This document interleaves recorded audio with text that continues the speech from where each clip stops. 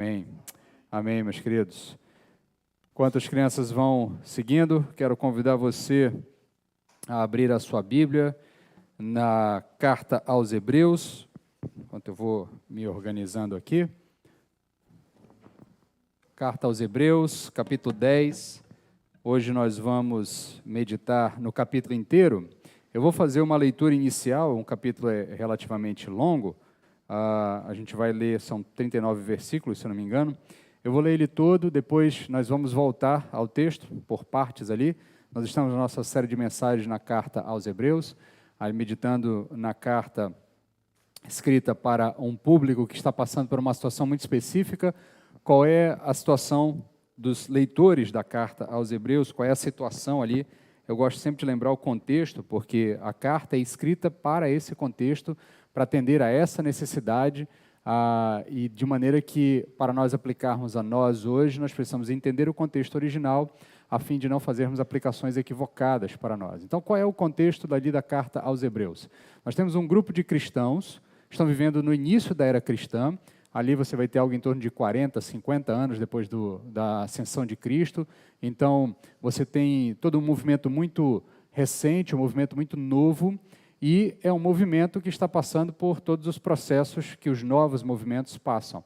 Então, eles estão passando por dificuldades de aceitação, eles ainda não se entendem exatamente se são judeus ou se são uma nova tradição, qual é a relação entre Jesus Cristo e a tradição judaica. E é um grupo específico de judeus, obviamente, por isso a carta é aos Hebreus, tá? Então, é escrita a um grupo específico de irmãos que são de origem judaica, estão ligados a uma tradição milenar, a uma tradição muito antiga, e uma tradição que sofre um impacto profundo em razão do advento da pessoa de Jesus Cristo. Jesus Cristo chega e, na pessoa de Jesus Cristo, diversas coisas da tradição judaica perdem o seu sentido, porque Jesus completa esses símbolos. Então, o autor chama a atenção dos seus leitores para esse processo, e a preocupação dele é porque essas pessoas estavam pensando em fazer o seguinte: está difícil a caminhada de fé, a caminhada da fé cristã, está complicada, nós estamos enfrentando uma série de problemas, seja a oposição direta, como ele mesmo vai citar na carta hoje, no livro, no texto que nós vamos ler, ele vai citar que muitos passaram por perseguição em algum momento, então eles estão enfrentando perseguição, eles também estão enfrentando o próprio deslocamento. Nós não sabemos exatamente onde nós estamos nessa história, se nós somos judeus, se nós somos cristãos, se nós cultuamos como judeus, se nós cultuamos como cristãos, e nesse processo, aparentemente, essa caminhada nova de fé, esse novo caminho, ele não está sendo muito prazeroso, não está dando muito resultado visível e concreto. Então, o autor se preocupa em chamar a atenção dos seus leitores para que eles não saiam desse caminho, porque esse é o novo e vivo caminho. Esse é o único caminho que, de fato, pode levar eles a um encontro genuíno com Deus. Então, ele gasta boa parte da carta, os primeiros capítulos, falando de quem Jesus é. Então ele faz um comparativo entre Jesus e os anjos, ele faz um comparativo entre Jesus e a lei, ele faz um comparativo entre Jesus e Moisés, ele faz um comparativo entre Jesus e o sacerdócio que vivia naquele tempo. Ele inclusive introduz uma informação que é nova no cânon do Novo Testamento, até agora, até o momento em que essa carta entra na nossa história. Nenhum outro apóstolo trata Jesus como um sacerdote, como um sumo sacerdote, até porque Jesus não é da linhagem dos sacerdotes, Jesus é da tribo de Judá, não da tribo de Levi.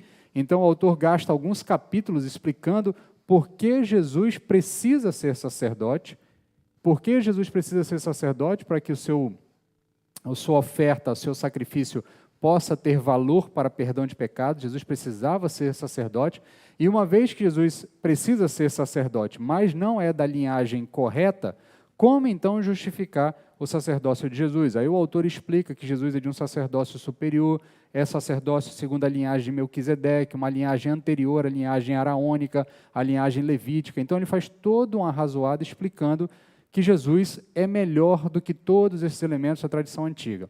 Depois que ele explica que Jesus é melhor que toda essa tradição antiga, que esses elementos da tradição antiga, ele passa a explicar por que a obra de Jesus é melhor que as obras da tradição antiga, da tradição anterior, da tradição judaica.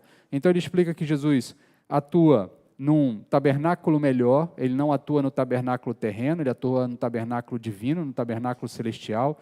Ele explica que Jesus é um sacerdote de uma linhagem superior, então, consequentemente, a linhagem de Araão, a linhagem levítica, ela é abençoada pela linhagem de Jesus, porque a linhagem de Jesus é uma linhagem anterior, assim como Melquisedeque abençoou Abraão, e em Abraão estava Levi, porque Levi é descendente de Abraão, assim mesmo, então, se o maior abençoou o menor, logo Jesus é dessa linhagem superior, então ele é um sacerdote superior.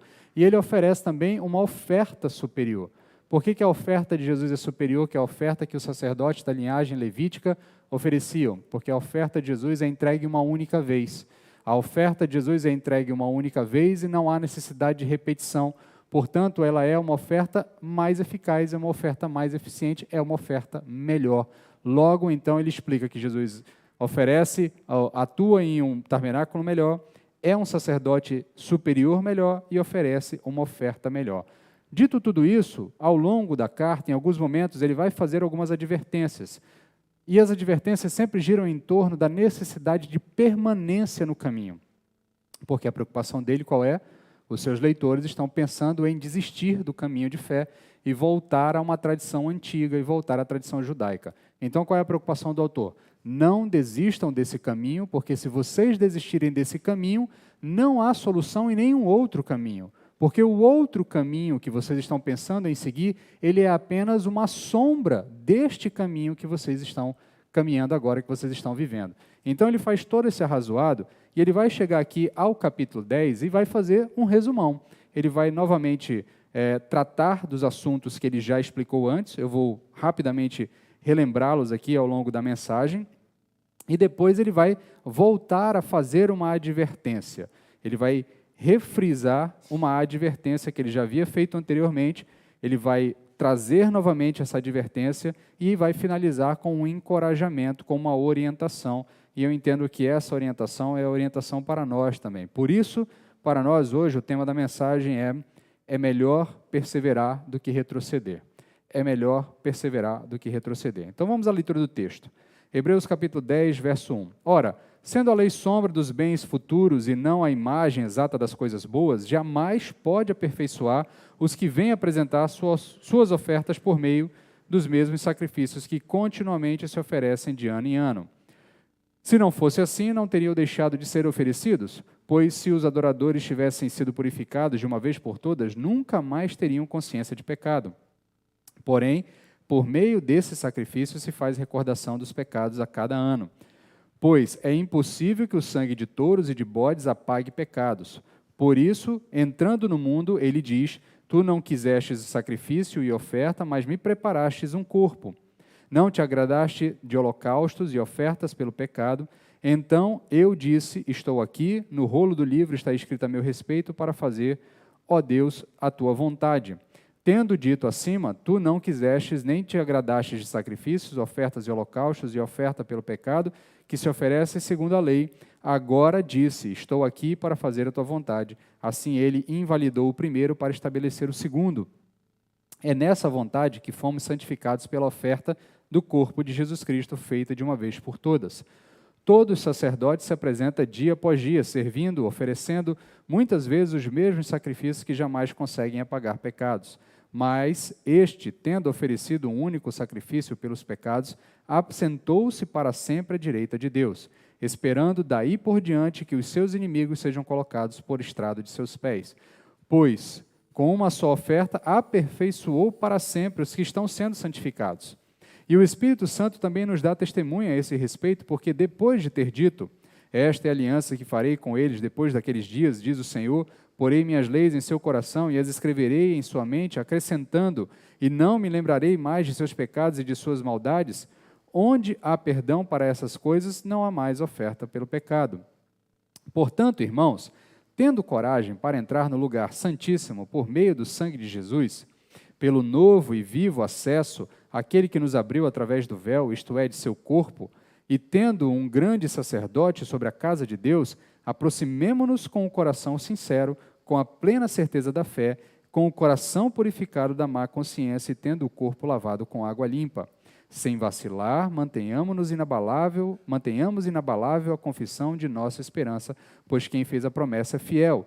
Pensemos em como nos estimular uns aos outros ao amor e às boas obras. Não abandonemos a prática de nos reunir, como é costume de alguns, mas, pelo contrário, animemo-nos uns aos outros, quanto mais vedes que o dia se aproxima. Se continuarmos intencionalmente pecando, depois de receber o pleno conhecimento da verdade, já não resta mais sacrifício pelos pecados, mas uma terrível expectativa de juízo e um fogo ardente que destruirá os adversários. Quando alguém rejeita a lei de Moisés, morre sem misericórdia pela palavra de 2 ou 3 testemunhas. Imagina quanto maior castigo merecerá quem insultou o Filho de Deus e tratou como profano o sangue da aliança pela qual foi santificado e afrontou o Espírito da graça. Pois conhecemos aquele que disse, minha é a vingança, eu retribuirei, e outra vez o Senhor julgará o seu povo. Coisa terrível é cair nas mãos do Deus vivo. Porém, lembrai-vos dos dias em que, depois de serdes iluminados, suportastes um grande desafio de sofrimentos. Algumas vezes fostes expostos publicamente a ofensas e perseguições, e outras vezes vos associastes a quem assim foram tratados. Pois não só vos compadecestes dos que estavam na prisão, mas também aceitastes com alegria o confisco dos próprios bens, sabendo que tendes a posse de algo melhor e permanente. Portanto, não jogueis fora a vossa confiança, ela vos trará uma grande recompensa, porque necessitais de perseverança para que alcanceis a promessa, depois de haverdes feito a vontade de Deus. Pois aquele que vem virá dentro em breve e não tardará. Mas o justo viverá pela fé. Se recuar, a minha mão não se agradará dele. Nós, porém, não somos dos que recuam para a destruição, mas sim dos que creem para a preservação da vida. Vamos orar? Senhor, tem misericórdia de nós e nos auxilia, Pai, a entender o que a Tua Palavra deseja falar conosco. Nosso desejo é que Tua Palavra nos molde à imagem e semelhança de Jesus, de maneira que nós sejamos transformados por completo de acordo com a Tua vontade. Então, abre os nossos ouvidos para Te ouvir nesse momento, abre o nosso entendimento para compreender aquilo que Tu deseja falar conosco. Esse é o desejo do nosso coração, em nome de Jesus. Amém. Amém, meus queridos.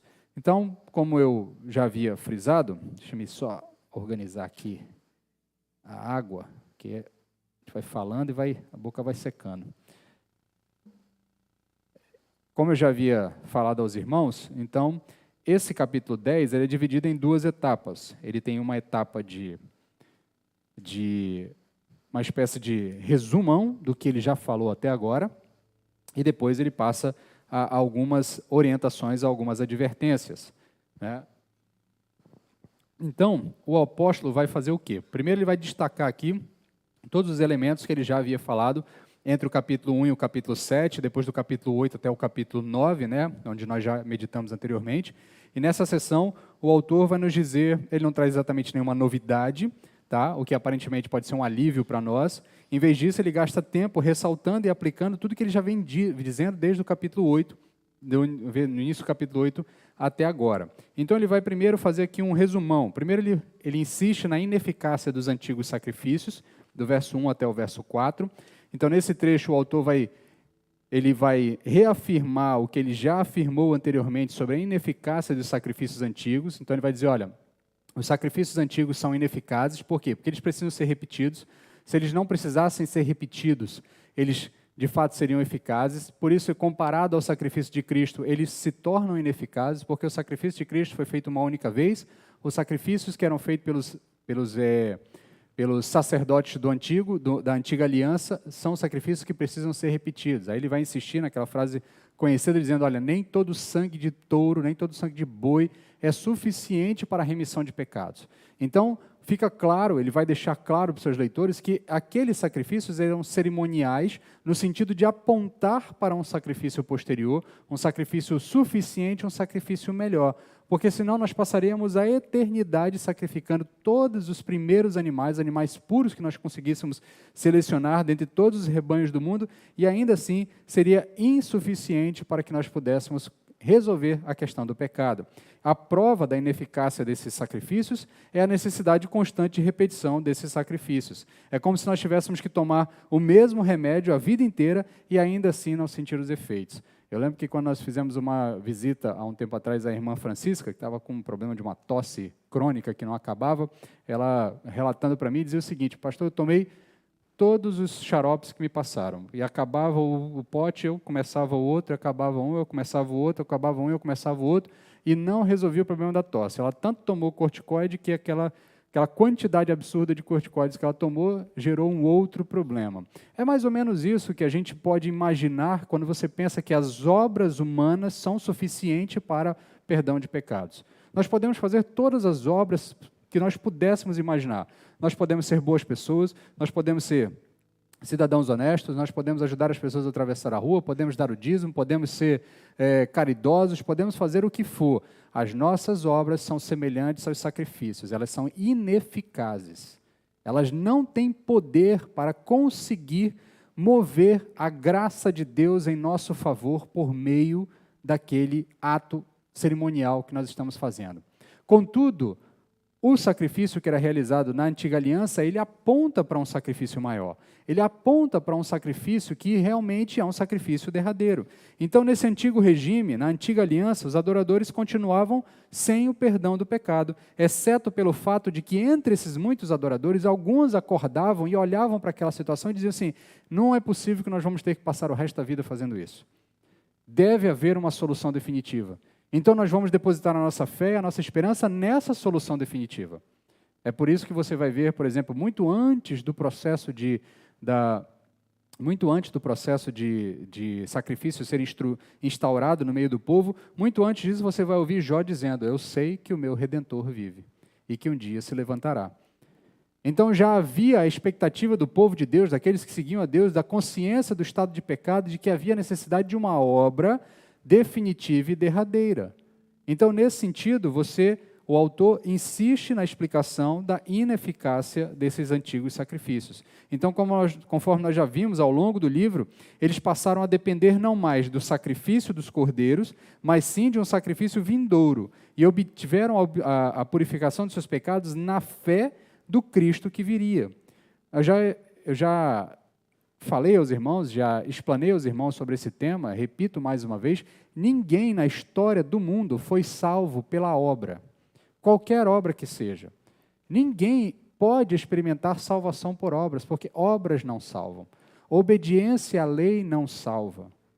Não é o sacrifício que era estabelecido no Antigo Testamento que salvava. Todos os que foram salvos no Antigo Testamento foram salvos na expectativa do sacrifício que viria a ser feito. Assim como nós hoje somos salvos na certeza do sacrifício que foi feito. Então, não faz o menor sentido pensarmos na possibilidade de alguém ter, em qualquer momento da história, encontrado salvação pela mera obediência de regras, pela mera obediência de estatutos. Embora os estatutos tenham a sua tarefa, a lei do Senhor tem a sua tarefa, a lei do Senhor tem o seu objetivo, ela tem valor, ela tem importância, ela não é algo sarcástico da parte de Deus, muito pelo contrário, ela simplesmente demonstra quem Deus é e quem nós somos. Deus só se relaciona com aqueles que conseguem estar no patamar de Deus. Logo, para se relacionar com Deus, é preciso seguir a lei de Deus. E a lei de Deus é, de fato, impossível para nós. Por isso, a nossa expectativa no Cristo, que conseguiria fazer por nós aquilo que não podíamos fazer. Por isso, a preocupação do autor constante com seus leitores, que estavam pensando em abandonar esse Cristo. Porque sem esse Cristo, esses leitores voltariam a uma condição de impossibilidade de relacionamento com Deus. Porque somente por Cristo eles conseguiriam se relacionar com Deus. Então ficou claro que o sacrifício dos animais nada poderia fazer pela condição de pecado do povo. E aí ele continua a sua linha de raciocínio, do verso 5 até o verso 10, explicando agora a eficácia do sacrifício de Cristo. Em sequência, então, ele vai ressaltar o contraste entre o sacrifício de Cristo e a eficácia da oferta de Cristo e a sua eficácia perfeita. Então, o que o autor está dizendo aqui é bastante claro. A vontade de Deus para o Messias era que ele fizesse plena expiação pelo pecado. Você vai ver ali na leitura que nós fizemos, ali por volta do verso 5 entre o verso 10, vai ver uma série de um diálogo organizado pelo autor do texto. O autor do texto, o autor da carta aos Hebreus, ele organiza um diálogo com diversos textos do Antigo Testamento. Então ele vai dizer lá, acompanhe comigo na leitura, deixa eu achar aqui o texto, ou melhor, perdão. ele vai lá num determinado momento, no verso 5, deixa eu me achar aqui, ele começa a fazer um diálogo montando diversos textos do Antigo Testamento. Então ele diz assim, ó, por isso entrando no mundo, quem é que está entrando no mundo? Jesus, tá? Por isso entrando no mundo, ele diz, tu não quiseste sacrifícios e oferta, mas preparastes um corpo. Ele está aqui citando um texto do Antigo Testamento. Aí ele continua, não te agradaste de holocaustos e oferta pelo pecado. Texto que nós lemos hoje na liturgia do culto. Então, não te agradaste de holocaustos e oferta pelo pecado. Então, eu disse, estou aqui, isso aqui é Jesus dizendo, o autor está falando como se Jesus estivesse dizendo, estou aqui, no rolo do livro está escrito a meu respeito, para fazer, ó Deus, a tua vontade. E aí ele continua montando esse diálogo entre Deus e o Pai e o Filho aqui, e a Trindade Santa falando sobre a salvação. Tendo dito acima, tu não quiseste nem te agradaste de sacrifícios, ofertas e holocaustos e ofertas pelo pecados que se oferecem segundo a lei. Agora disse, estou aqui para fazer a tua vontade. Assim ele invalida o primeiro para estabelecer o segundo. E nessa vontade que fomos santificados pela oferta do corpo de Cristo, feita de uma vez por todas. Então o autor deixa claro que a vontade de Deus é que houvesse um sacrifício. Era a vontade de Deus que houvesse um sacrifício. Desde o início, o Cristo sabia que ele precisaria entregar-se como sacrifício. Então ele diz, embora tu não te agrade dos holocaustos e dos sacrifícios, tu me preparastes um corpo. Tu me destes um corpo, porque é neste corpo que será realizado o sacrifício derradeiro, o sacrifício final. Então isso requereria um sacrifício com derramamento de sangue, e assim foi preparado um sangue para que Jesus Cristo pudesse sofrer, e o seu sofrimento e morte foi plenamente cumprido à vontade de Deus. Por quê? Porque não há remissão de pecados sem derramamento de sangue. Porque o salário do pecado é a morte. É uma relação que Deus estabeleceu. Aquele que peca tem que morrer. Aquele que peca precisa morrer. Por que então nós, em Cristo Jesus, não morremos por conta do nosso pecado? Porque Cristo morreu por nós. Essa é a relação que o autor estabelece, que o Evangelho estabelece, essa é a missão de Cristo. Por que o apóstolo Paulo insistentemente diz que nós precisamos estar em Cristo? Porque somente se estivermos em Cristo é que o sacrifício de Cristo terá valor por nós. Então o pecado demanda morte, isso é estabelecido por Deus. Aquele que peca certamente morrerá, porque não há remissão de pecados se não houver derramamento de sangue. Então, nesse sentido, Jesus Cristo deixa claro, o autor deixa claro, que a antiga aliança não tinha poder, porque o derramamento de sangue que era feito na antiga aliança não cobria a multidão de pecados, não expiava os pecados por completo, apenas simbolizava algo que precisava ser feito no futuro, e então a segunda aliança que Jesus Cristo estabelece com o seu povo é superior à primeira, porque na aliança de Cristo Jesus, a aliança que é estabelecida por intermédio do sangue de Cristo Jesus, esse sacrifício é feito uma única vez e de uma vez por todas, e ali se encerra para todo sempre, não há mais repetição.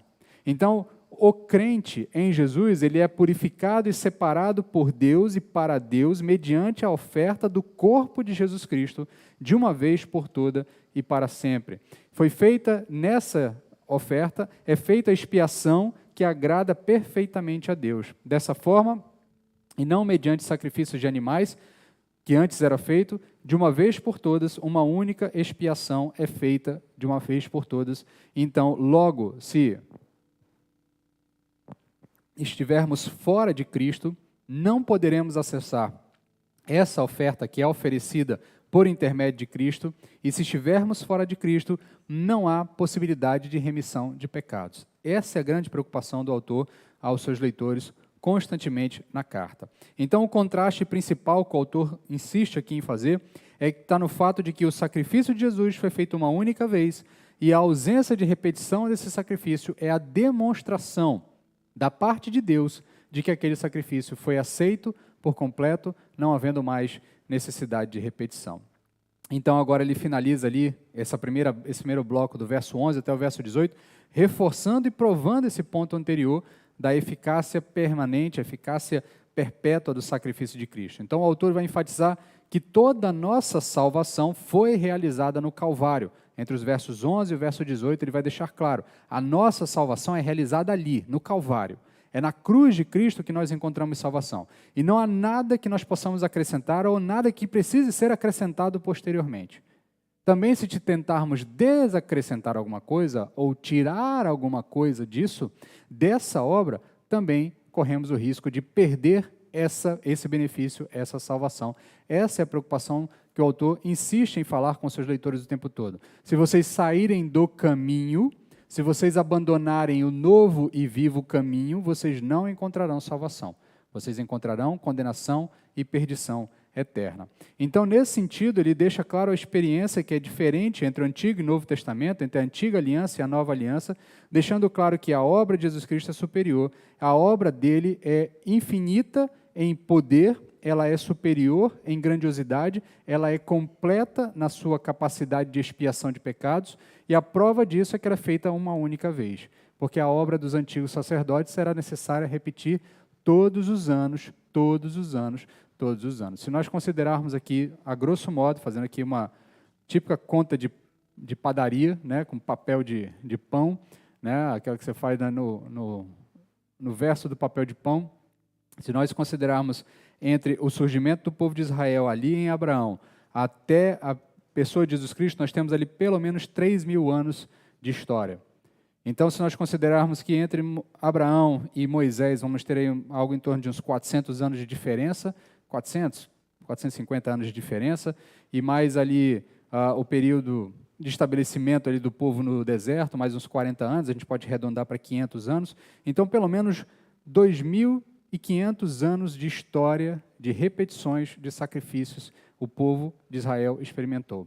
Então, são 2.500 sacrifícios anuais realizados, e nenhum deles foi capaz de resolver, de uma vez por todas, o problema do pecado do povo. Por isso que o autor insiste, o sacrifício de Jesus Cristo é uma única vez, de uma vez por todas, por isso ele foi aceito por Deus. Sendo aceito por Deus, a sua obra é perfeita, é cabal, é definitiva, é a obra que nós precisamos, é a única obra que nós precisamos, é lá que vamos encontrar a salvação. Então, o ponto do autor, ele tenta aqui afirmar que todos os pecados, os que creem em Jesus Cristo, estão completamente afastados da percepção de Deus.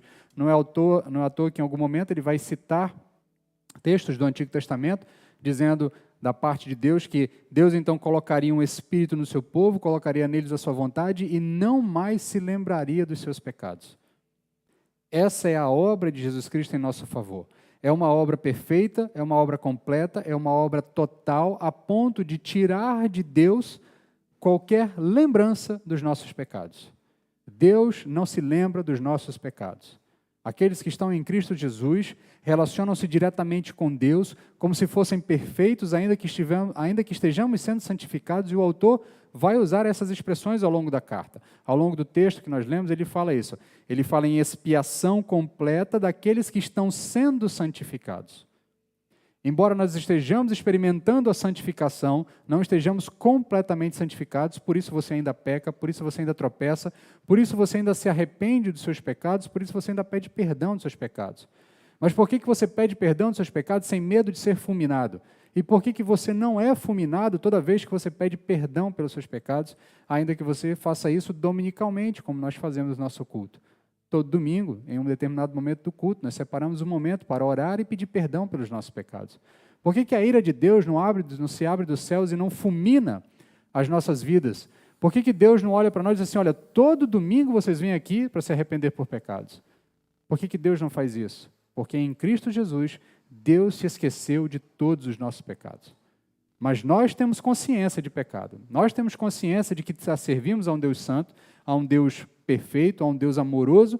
Por isso, nós nos arrependemos dos nossos pecados e pedimos perdão, confiados de que ainda temos acesso à presença de Deus, mesmo que não estejamos tropeçando. Então, nesse sentido, o Calvário acaba com todos os sacrifícios instituídos no Antigo Testamento, tornando-os superficiais e desnecessários. Eles serviram como sombra para apontar para um elemento completo, para o objeto, que é o sacrifício de Cristo, que é o Calvário, mas não tinham valor além desse, além de ser um símbolo, além de ser uma placa apontando na direção do que haveria de acontecer. Porque eles não podiam apagar pecados. Mas Jesus Cristo, a seu tempo, no tempo correto, na plenitude dos tempos, quando foi enviado por Deus, ofereceu-se em nosso lugar no Calvário. Jesus, então, oferece um sacrifício definitivo e os nossos pecados foram completamente perdoados ali no Calvário. Portanto, o ponto final do autor é: Jesus é melhor e ponto. Jesus é superior e ponto. Não há comparativos. Não há ninguém melhor do que Jesus. E aí a preocupação do autor é essa. Logo, rejeitar Jesus é assinar uma sentença de morte espiritual. Não só morte espiritual, mas uma morte física. Porque todo aquele que rejeita Jesus Cristo experimentará a morte física e experimentará a morte espiritual, experimentará a morte final, experimentará no seu próprio corpo a punição pelos seus pecados. Nós experimentaremos em nosso corpo glorificado a expectativa e a esperança e a relação com Deus por toda a eternidade. Aqueles que não estão em Cristo experimentarão em seus corpos a punição eterna pelos seus pecados, porque o texto bíblico diz que todos ressuscitarão. Todos ressuscitarão. Todos serão chamados à presença de Deus para o julgamento final. Todos se apresentarão ali em corpos ressurretos para ouvir da boca de Jesus Cristo o juízo final sobre suas vidas. Uns ressuscitarão para a glória eterna, para receberem corpos glorificados e entrarem na presença de Deus e no gozo eterno de Deus por toda a eternidade. Outros ressuscitarão para a condenação eterna e experimentarão em seus corpos a punição eterna pelos seus pecados. É isso que o texto bíblico nos diz, é por isso que o autor está muito preocupado com seus leitores, dizendo: olha, por favor, acordem, prestem atenção, não saiam do caminho, não abandonem, perseverem, não retrocedam, porque se vocês retrocederem, o que fica para vocês é condenação, é morte, é juízo espiritual e é juízo físico também. Estar do lado oposto a Jesus é algo terrível. Então, diante dessa realidade que o autor nos apresentou aqui até o verso 18, sobre a ineficácia da antiga aliança e a suprema eficácia da obra de Cristo, o que nós temos que fazer e por que nós temos que fazer? Então, ele vai finalizar o capítulo fazendo uma exortação, dando também uma advertência e finalizando com um encorajamento. E aqui eu quero a atenção dos irmãos para nós já caminharmos para a construção das aplicações do que esse texto tem a nos falar nessa noite. Então, diante dessa realidade, nós precisamos dar uma resposta. Ninguém pode ficar diante de uma realidade dessa e ficar apático, ficar em cima do muro. Porque o Evangelho, quando é anunciado, e eu falei isso na semana passada, o Evangelho, quando é anunciado, e é anunciado em sua integridade, em sua inteireza, sem escamoteamentos ou sem adornos para tornar ele mais palatável ou aceitável, quando o Evangelho é anunciado por completo, ele exige do seu ouvinte uma resposta. Não é à toa que no texto da semana passada que nós lemos de Atos, os ouvintes ouviram o apóstolo Pedro e ao final fizeram o quê? Irmão, diante disso, o que nós temos que fazer? O que faremos diante dessa verdade que você acabou de nos falar? Então, o autor espera também de seus leitores a mesma coisa e espera de nós também a mesma coisa. Uma resposta apropriada. E qual a resposta apropriada? Ele vai nos dar a resposta apropriada. A resposta apropriada que podemos dar é apenas uma, é ter uma vida cristã digna. Uma vida cristã digna que é caracterizada por alguns elementos que ele vai citar aqui entre os versos 20 e o verso 25. Primeira característica é que nós temos que ter certeza de quem somos diante de Deus. E essa certeza de quem somos vai nos levar a entrar com ousadia na presença de Deus pelo novo e vivo caminho. Verso 20 especificamente, verso 19. Então, sabendo quem somos, que fomos perdoados por completo, que fomos completamente justificados, expiados, que a obra de Cristo é total, é completa, é perfeita, nós temos que entrar na presença de Deus. Nós precisamos adentrar na presença de Deus. Não só podemos, mas nós precisamos adentrar na presença de Deus.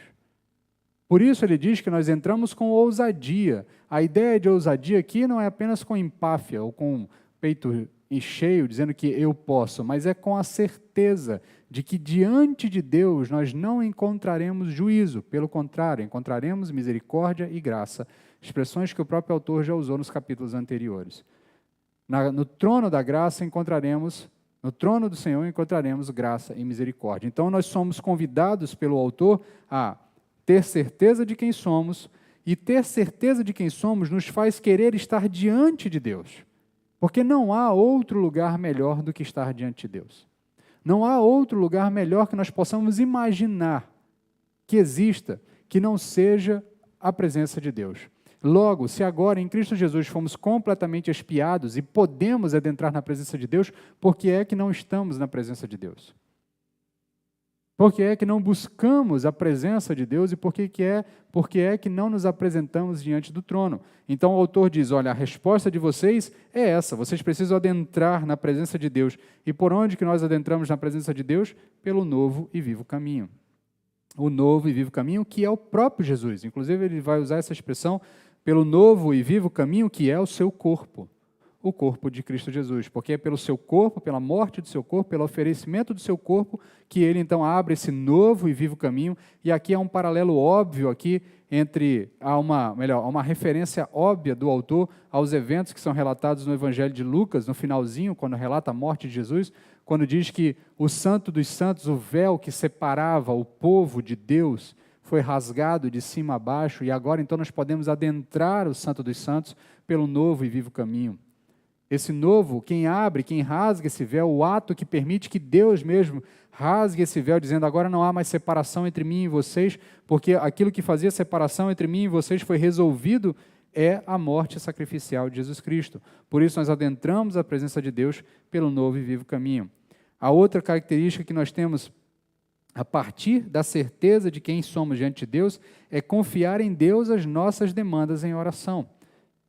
Além de confiar em Deus as nossas demandas em oração, nós precisamos também interceder por nossos irmãos. Porque nós somos chamados a viver na presença de Deus, a viver uma vida cristã digna e a viver uma vida em comunidade. E nessa comunidade nós confiamos que Deus há de resolver as nossas demandas. Deus há de resolver os nossos problemas. Deus é o único que de fato pode resolver os nossos problemas. Então nós confiamos a Deus os nossos problemas e também intercedemos pelos nossos irmãos, pelos seus problemas, pelas suas dificuldades diante desse Deus. A outra característica que o autor nos leva a pensar a partir da ideia de que nos exorta, o que o autor nos exorta a demonstrar a partir dessa necessidade de uma resposta ao que foi apresentado nos versos anteriores, é que nós precisamos ter confiança total no nosso sumo sacerdote perfeito. Ele faz referência a isso no verso 21. Nós precisamos confiar exclusivamente em Jesus Cristo. A nossa salvação nos foi outorgada pela obra de Cristo. É Cristo que precisa ser a nossa confiança. Nós não confiamos em homens, nós não confiamos em tempo, nós não confiamos no dinheiro, nós não confiamos nas nossas próprias capacidades. Nós confiamos em Jesus. Nós depositamos a nossa confiança única e exclusivamente em Jesus.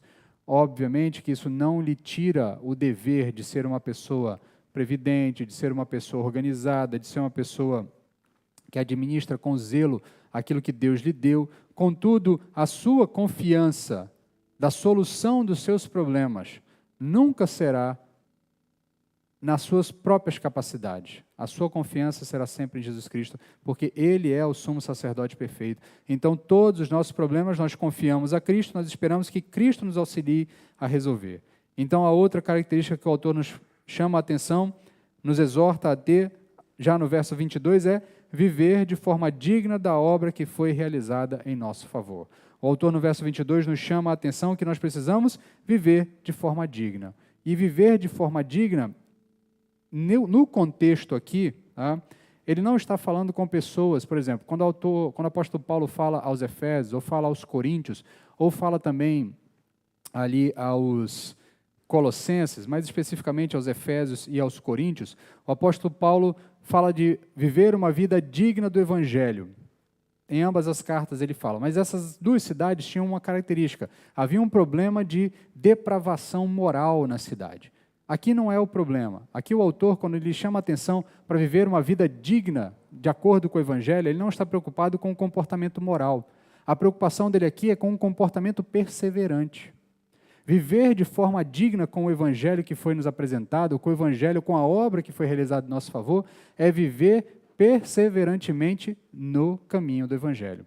Por isso você vai ver que ao longo do capítulo, pelo menos no capítulo 10, pelo menos por 4 vezes o autor vai referenciar, ou melhor, vai repetir a expressão perseverança, continuidade, perseverança, perseverança, continuarmos, caminhemos. Ele vai estar sempre usando esse tipo de expressão.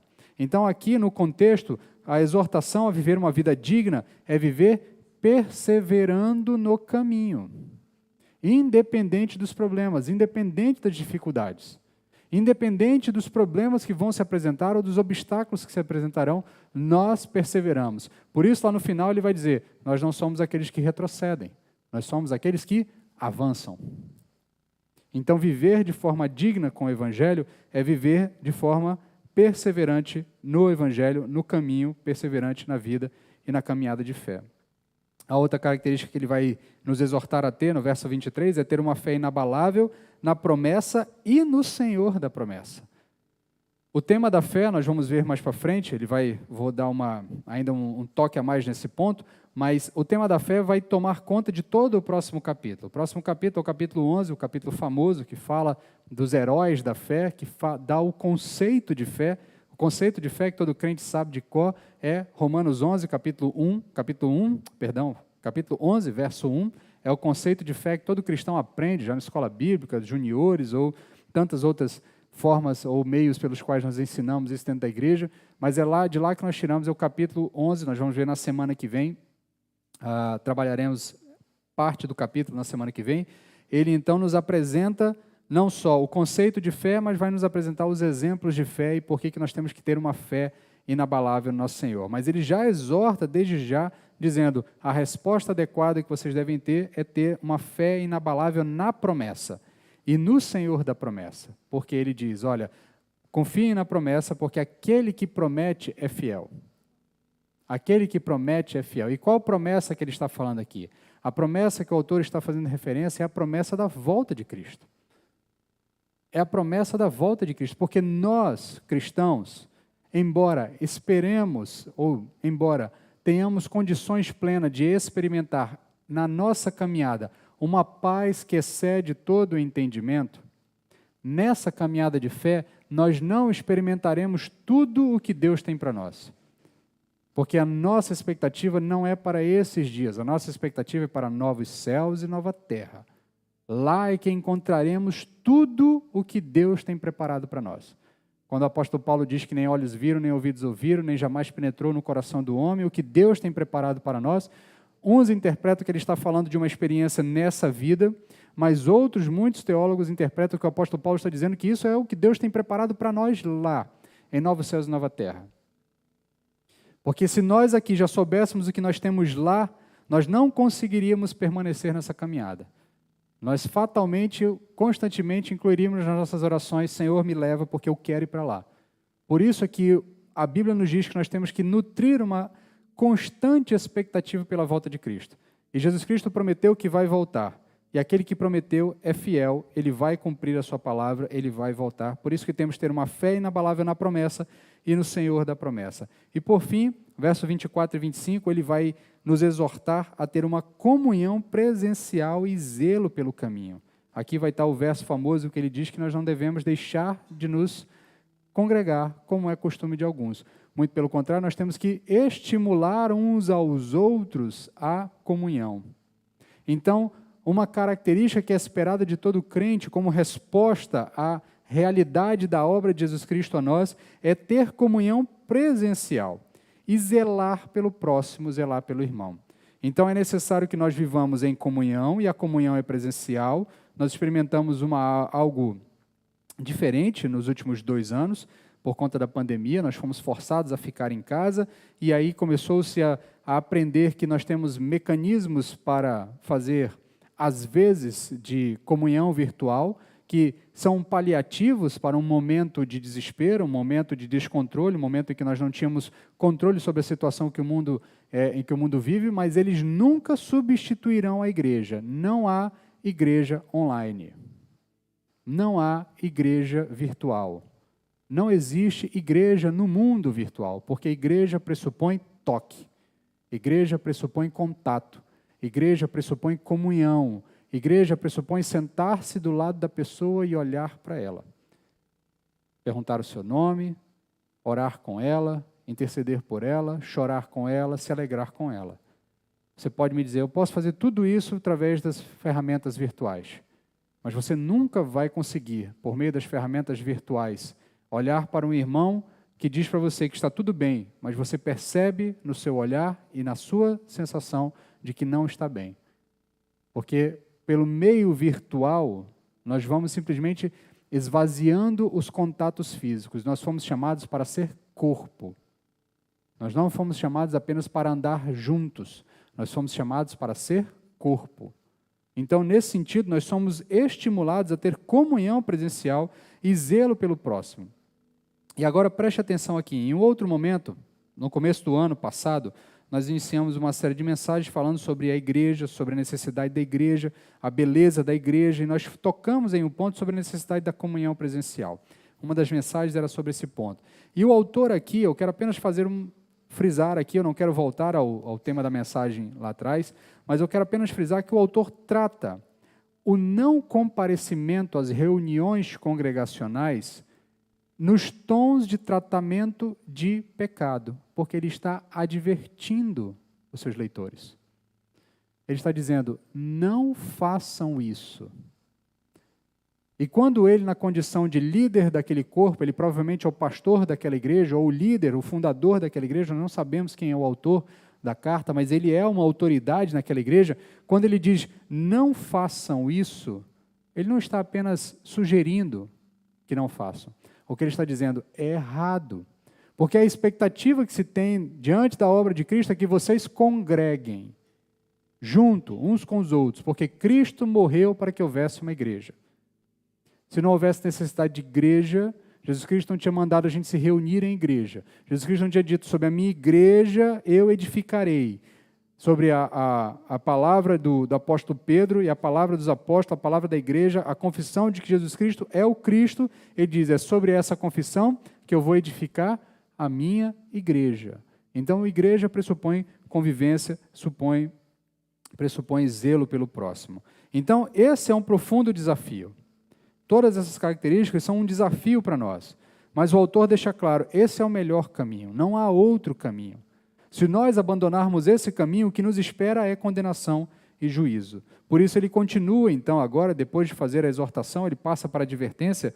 Então ele diz, agora, se o que nós temos que fazer à luz das verdades, nos exortando a ter um comportamento digno, a dar uma resposta com uma vida cristã digna, ele então parte agora para dizer, para onde o caminho da apostasia conduz, a advertência, diz, olha, se você não tiver essa vida digna, com essas características que eu acabei de listar, você vai caminhar para a apostasia. E qual é o caminho da apostasia? Então, pela quarta vez na carta, o autor vai falar do perigo da apostasia. Pela quarta vez, ele vai chamar a atenção para o perigo daqueles que deliberadamente abandonam o caminho da fé, achando que podem retornar a qualquer momento, ou melhor, achando que podem ainda encontrar em outros caminhos uma solução melhor, um caminho melhor. Então, o autor chama a atenção para que o fato de que se nós tivermos o verdadeiro entendimento do Evangelho e o abraçarmos para depois abandoná-lo, estando conscientes de que estamos fazendo, haverá terríveis consequências. E se nós rejeitarmos deliberadamente a cruz, não pensem que encontraremos expiação para nossos pecados em outro lugar. Se nós rejeitarmos a cruz, rejeitarmos o Cristo da cruz, rejeitarmos Jesus, que é o Cristo que está pregado na cruz, em favor dos nossos pecados, não encontraremos salvação em nenhum outro lugar. E olha aqui, o autor ele está falando com crentes, ele não está falando com descrentes. Ele está falando com cristãos, com pessoas que de fato, em algum momento, professaram a fé em Jesus. Ele não está falando com pessoas que estão sendo evangelizadas ou discipuladas ou estão começando na caminhada da fé. Ele, embora chame aqueles leitores de neófitos na fé, ele faz isso em tom de advertência. Ele diz, olha, vocês são crianças na fé, mas vocês já deveriam ser adultos na fé, porque vocês já têm tempo de fé, já têm tempo de caminhada. Vocês deveriam estar no alimento sólido, mas vocês ainda estão no alimento líquido, no alimento pastoso, no alimento próprio para a criança. Então, o autor está falando para cristãos. E ele está falando para cristãos, sabendo que cristãos vão cometer falhas, vão cometer erros, vão tropeçar, vão cometer pecados, vão buscar graça e misericórdia, como ele mesmo já citou no capítulo 4, verso 14, verso 16, vão encontrar graça e misericórdia, mas a preocupação dele é que, entre esses cristãos, alguns estavam de fato pensando em deliberadamente abandonar a caminhada de fé, porque os problemas eram muito grandes, porque os problemas eram insolúveis, porque a eles estava trazendo algum tipo de incômodo insustentável ou incômodo intransponível. Então, a preocupação dele, a advertência que ele diz é que se nós dermos as costas ao Senhor Jesus Cristo, o único lugar que você encontrará será as trevas exteriores. Diante disso, nós chegamos a uma conclusão. O autor nos leva a chegar a uma conclusão. Primeiro, é maravilhoso ser cristão. É maravilhoso experimentar as delícias da bênção que o próprio Cristo tem para nós. Não há nada melhor do que isso. Saber que fomos completamente perdoados, saber que temos total acesso a Deus, sabemos que temos um sumo sacerdote que se compadece de todas as nossas necessidades e que conhece todas as nossas necessidades, que passou pelos mesmos problemas que nós passamos e que sabe exatamente o que nós sentimos. E esse mesmo sumo sacerdote está dioturnamente ao lado do trono de Deus, intercedendo por nós. Esse mesmo sumo sacerdote, toda vez que nossas orações chegam diante de Deus e chegam através desse próprio sumo sacerdote, são levados à presença de Deus, quando Deus se depara, e aqui eu estou dramatizando, obviamente eu não sei se é exatamente assim que acontece, mas quando Deus abre ou recebe o incenso daquelas orações e sente aquilo que nós estamos pedindo a Ele, lá ao lado dele está um sumo sacerdote dizendo, esse é meu. A ele você pode ouvir. Esse é meu. Preste atenção no que ele está dizendo. Esse é meu. Esse eu comprei. Esse estava comigo no Calvário. Foi por esse que eu derramei o meu sangue. E a esses o Pai dá toda a atenção do mundo.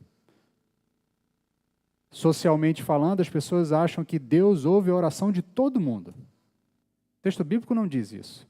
Deus ouve a oração dos seus. Deus ouve a oração daqueles que estão em Cristo Jesus.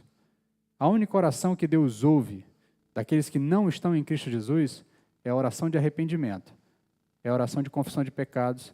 É a oração que busca perdão por pecados. Esses Ele ouve.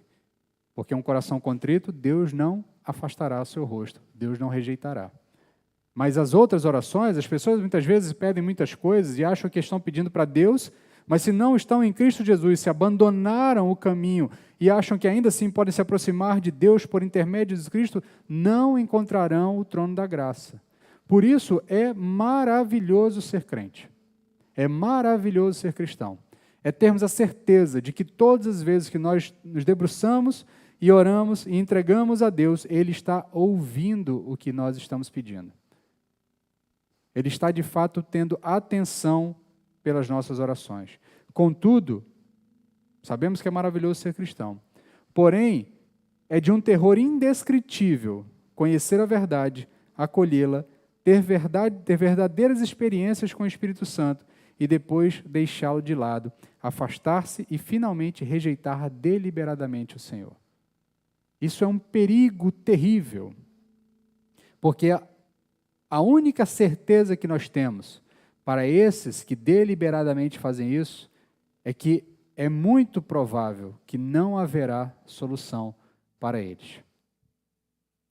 Como nós não sabemos o tempo que as pessoas vão caminhar em vida e as oportunidades que terão de fato se arrependerem de seus pecados, nós não podemos fazer afirmações. Mas o texto bíblico diz que aquele que rejeita deliberadamente, esse corre um risco tremendo, um risco terrível, porque fora de Jesus não há salvação. Fora de Jesus não há como encontrar salvação. Por isso o autor insiste o tempo todo, não brinquem. Está difícil o caminho? Persevera. Está difícil a caminhada? Continua, porque não tem outro lugar melhor. Não pensa que lá fora vai ser melhor. Porque se você, de repente, paquerar com o lado de fora, você pode ficar lá do lado de fora e não voltar mais. E se você não voltar, você não encontrará salvação.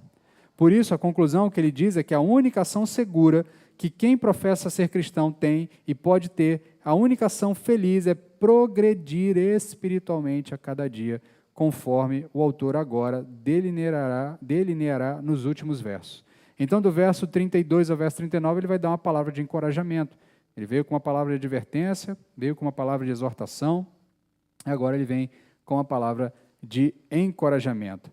Então, ele diz que o autor foca agora no texto, ele vai focar na questão da fé, vai voltar a tratar da questão da fé, vai insistir na necessidade de fé, ele vai tomar o próximo capítulo todinho, ele já está preparando o terreno para introduzir o tema da fé para o próximo capítulo, mas ele deixa claro que, antes de entrar no capítulo da fé, nós temos que estar bem certos de que entendemos o que nos foi ensinado.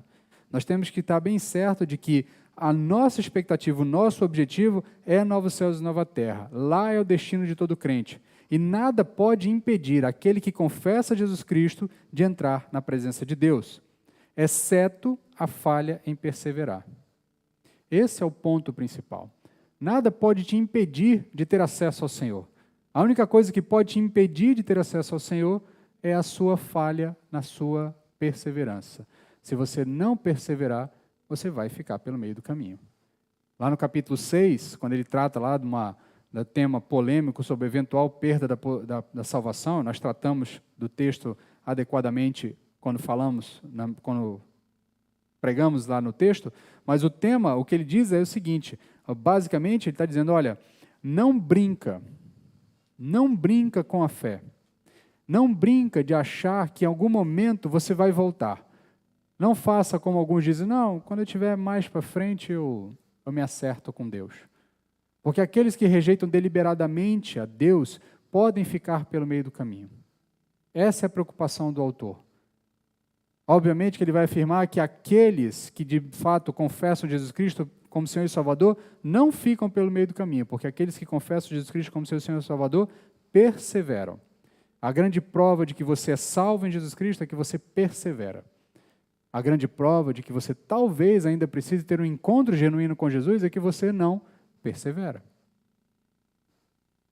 A grande prova que talvez você precise de um encontro genuíno com Jesus, de uma mudança de fato de vida, ou assumir de fato a confissão em Jesus Cristo, é que você não tem perseverado no caminho.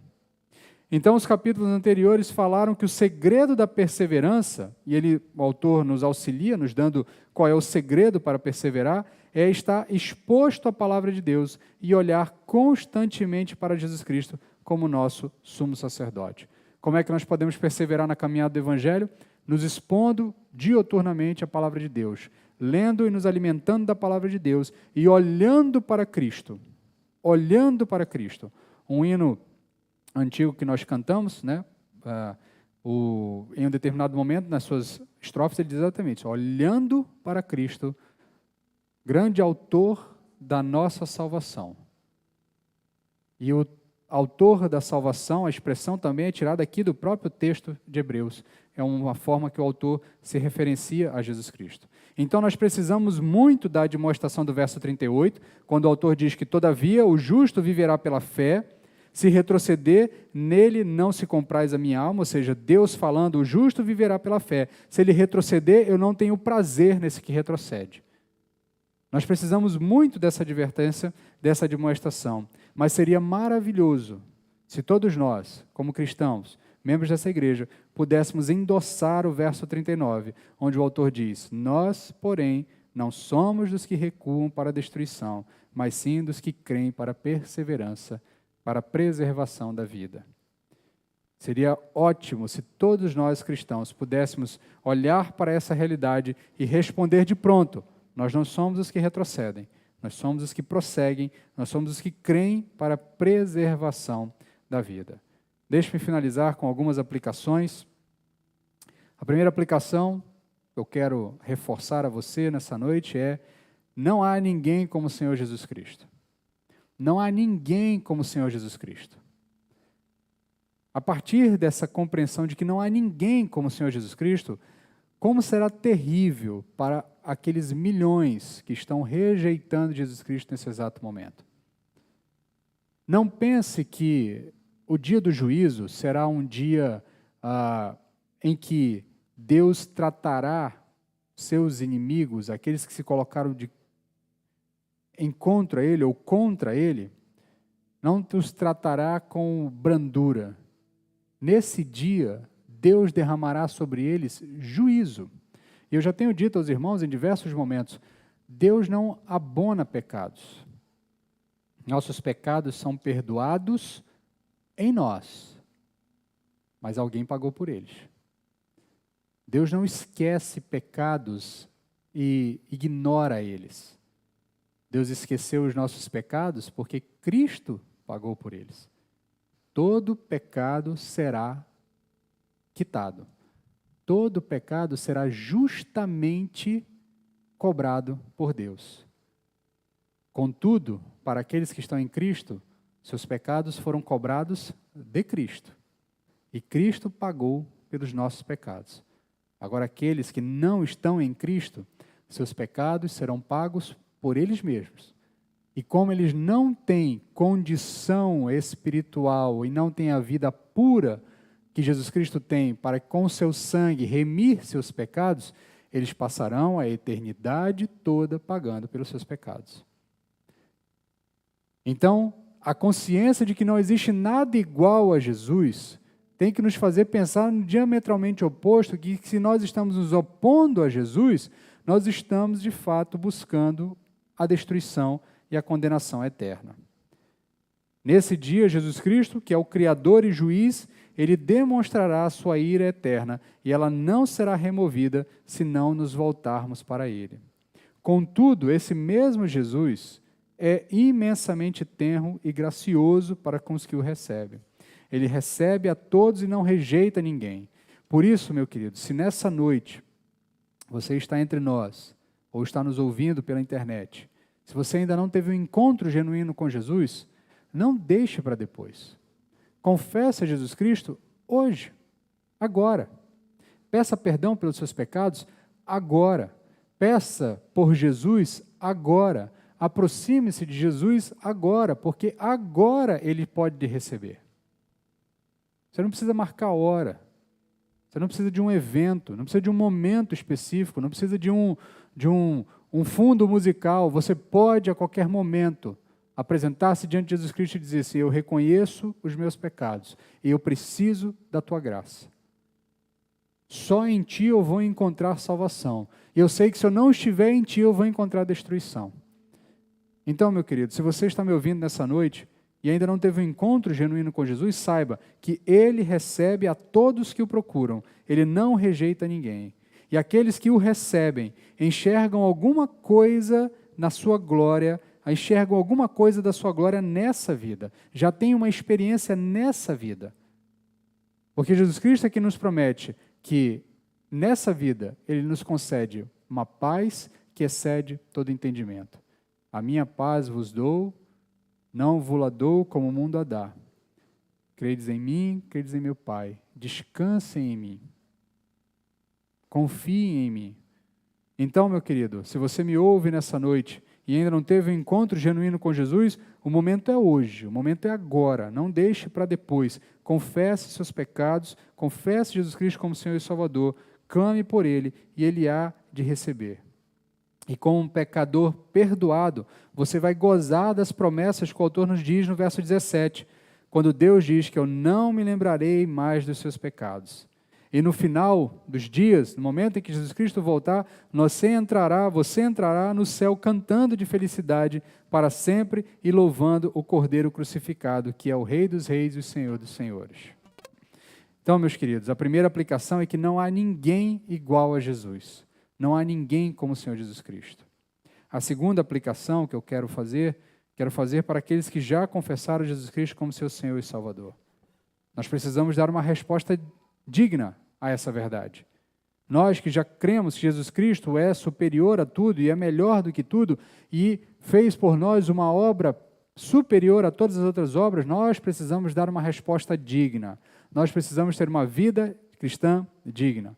Precisamos ter certeza de quem somos diante de Deus, precisamos adentrar na presença de Deus, precisamos confiar a Deus nossas demandas em oração, uma vida de oração e de intercessão, ter confiança total no nosso sumo sacerdote, viver de forma digna da obra que foi realizada em nosso favor e aguardar ansiosamente pela volta de Jesus Cristo, ter uma fé inabalável na promessa e no Senhor da promessa e ter comunhão com os nossos irmãos e zelo pelos nossos irmãos. Agora, como é que nós podemos dar essa resposta digna? Perseverando no caminho, progredindo na caminhada e sendo constante. Sendo constante. Domingo que vem, melhor, no sábado que vem, quando você estiver em casa, lá à noite, ao invés de você pensar em se preparar para o culto, quando acordar domingo de manhã, comece a se preparar no sábado anterior. Seja constante. Ao longo da semana, você vai se preparando para o culto da próxima semana, para estar em contato com os seus irmãos.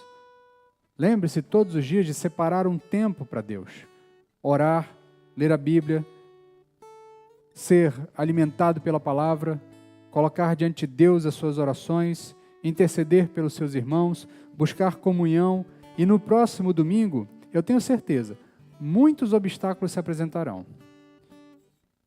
Alguma coisa vai acontecer, o carro vai dar problema, vai aparecer alguma coisa mais interessante, vai aparecer uma dor, vai aparecer uma tarefa que precisa ser feita e não dá para fazer depois, e se você for para a igreja você vai se atrasar, e aí é melhor você ficar, e no domingo que vem você vai.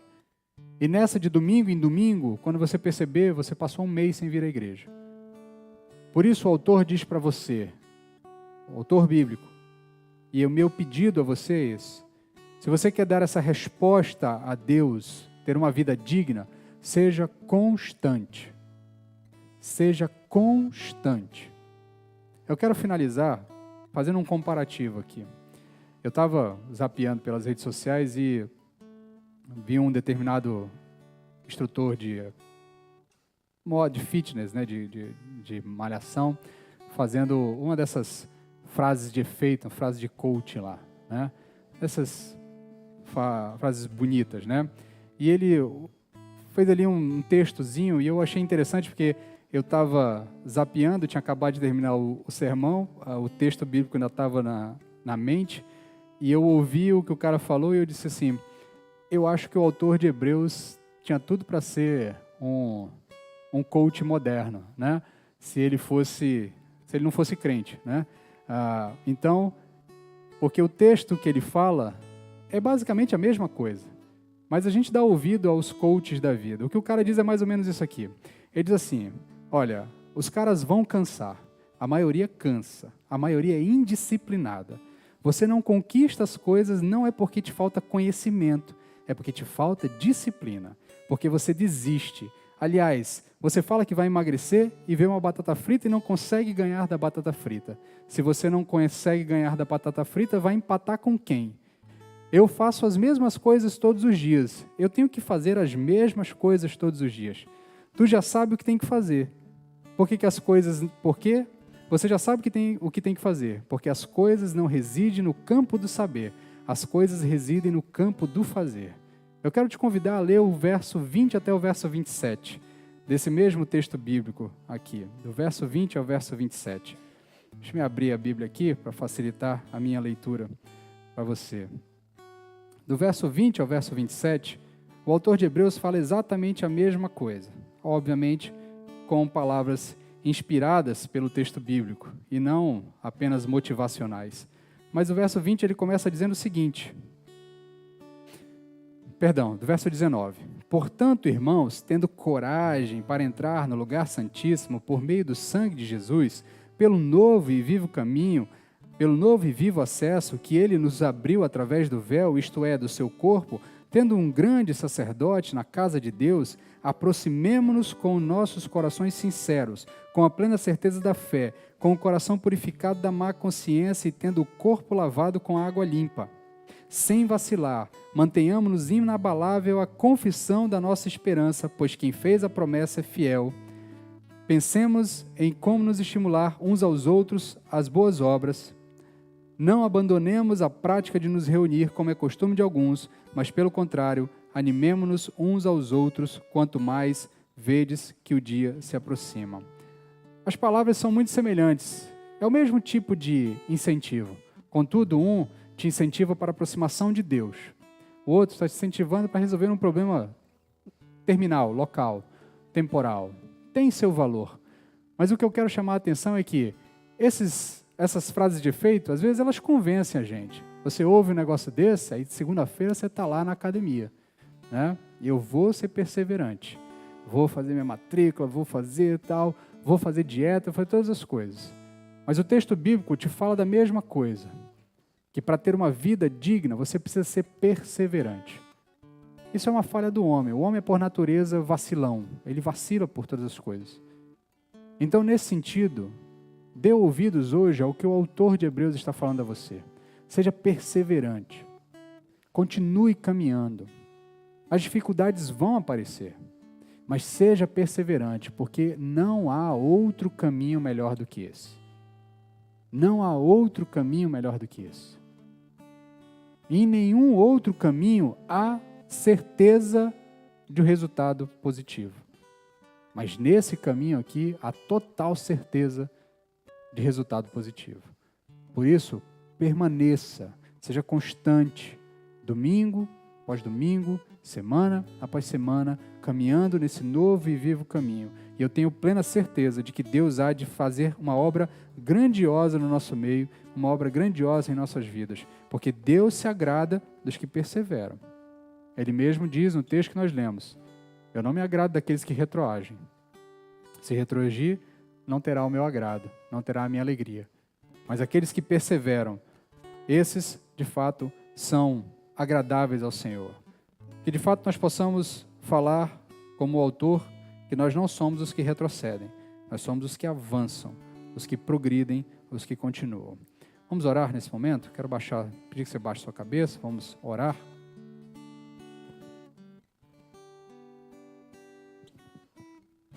Senhor,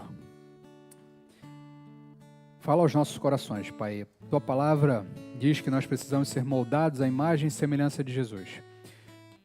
Que de fato sejamos moldados à imagem e semelhança de Jesus. Ainda que nós saibamos que esse processo de moldar vai mudar a forma. E mudar a forma pressupõe algum desgaste, algum cansaço, alguma dor, algum incômodo. Mas nós sabemos que esse é um incômodo positivo. Sabemos que o resultado será muito melhor. Por isso o teu povo quer ser perseverante. Nós queremos ser constantes. Nós queremos ser assíduos. Nós não queremos ser aqueles que retrocedem. Não queremos ser aqueles que falham. Nós não queremos ser aqueles que ficam pelo meio do caminho. Nós queremos ser aqueles que avançam, que continuam.